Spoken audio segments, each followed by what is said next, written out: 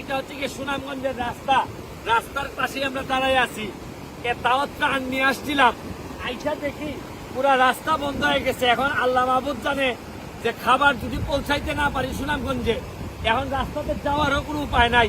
এটা যাওয়া বলে জায়গাটার নাম গোবিন্দগঞ্জ এবং সাতকের মধ্যখানে একটা জায়গা। এখন আমরা এখানে এসে পুরা ত্রাণ নিয়ে আটকাই আছি এবং আমাদের ত্রাণ আটকাইছে, অসুবিধা নাই, কিন্তু খাদ্য সামগ্রী যাওয়ার কোনো ব্যবস্থা নাই। একটা ট্রাক এইদিকে পড়ছে আর একটা ট্রাক এখানে পড়ার মতো অবস্থায় আছে, এরা আটকায় রাখছে। আপনারা এখন আমি চিন্তা করতেছি যে সরকারের সেরকম সহযোগিতা না হইলে এই রাস্তায় ক্লিয়ার করা যাবে না। পানির আওয়াজ যদি শুনেন মনে হয় সমুদ্রের মতো। দেখেন রাস্তার এখানে আর কিন্তু এই কি কিন্তু নাই। এই যে লোকজন যাচ্ছে দেখেন, এখন মেইন রোড রেখে আপনার এখন এই হাওর হয়ে গেছে, হচ্ছে কি নৌকায় হয়ে গেছে প্রধান বাহন। ভাই একটু দিকে আসেন, একটু আপনি পুরাই আস্তে আসেন, আস্তে আস্তে আসেন।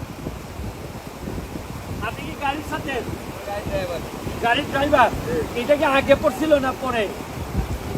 এদিকে তাকাই বলেন। এই গাড়ি পড়ছিল আগে। এই গাড়ি আপনার ওই যে রাস্তায় সময় পানি কম ছিল, হ্যাঁ, বামে রাস্তাটা ভাঙা ছিল, চুলে বলেন একটু। রাস্তা ভাঙা ছিল বামে, পরে ডাইনে সাইড গাড়ি ছিল, নিচ দিয়ে মাটি ভাঙা গেছে রাস্তার নিচ দেখে ড্রাইভার দেখে না গাড়ি আপনার যাওয়ার পথে পরে ডাইনে ভাঙিয়া পড়ছে। এটা তো আগে, এখন আপনারা যাইতে গিয়ে আবার ভাঙছে। এটা আমি ওই যে গাড়ি আমরা ধাক্কা দেওয়ানোর জন্য গেছিলাম, পরে আমার গাড়ি ওখানে গাতার ভিতরে পড়ে গেছে। আপনার তো গাতা উঠে, এখন তুলবেন কিভাবে?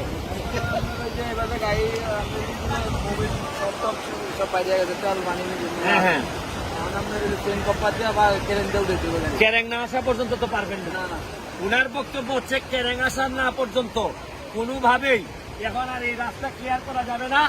এখন খাদ্য সামগ্রী পাঠানোর জন্য মেইন রোডটা এই সুনামগঞ্জের সাথে যদি রাস্তা আবার বন্ধ হয়ে যায় তাহলে আরো মারা যাবে।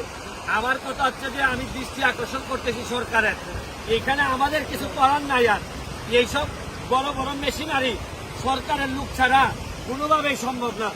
দুঃখের বিষয় হচ্ছে গিয়ে রোডস এন্ড হাইওয়ে বলেন, এলজিডি বলেন, একটা লোক এই জায়গার মধ্যে নাই।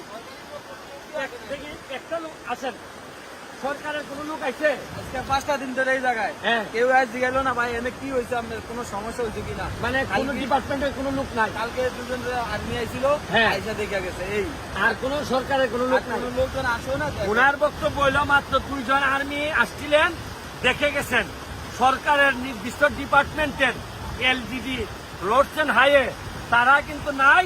তারা হয়তো হিসাব গুনতেছেন যে কবে বন্যা কমবে আর রাস্তা ঠিকের নামে আবার মাল খাওয়া শুরু করব। এইসব কইলেন, মাল খান, কিন্তু এখন মানুষকে বাঁচানোর রাজনীতি পরে করেন, আগে মানুষ বাঁচান। আমি আপনাদেরকে বলবো, যারাই আমার ভিডিওটা দেখতেছেন, ঊর্ধ্বতন কর্মকর্তা যারা আছেন, তারা বুঝার চেষ্টা করেন এইখান থেকে একটু করে এই ট্রাক্টরও বাঁচানো যাবে না। আরে এইটা তো একটা দেশ তো, এটা এইখানে আপনাদের জবাবদিহিত থাকা উচিত। এইভাবে চলে না, কিন্তু আপনারা জরুরি ভিত্তিতে ব্যবস্থা নেন। এই বলে বিদায় নিচ্ছি আজকের এই যাওয়া বাজার, এই জায়গা থেকে যাওয়া। ভালো থাকেন, সুস্থ থাকেন।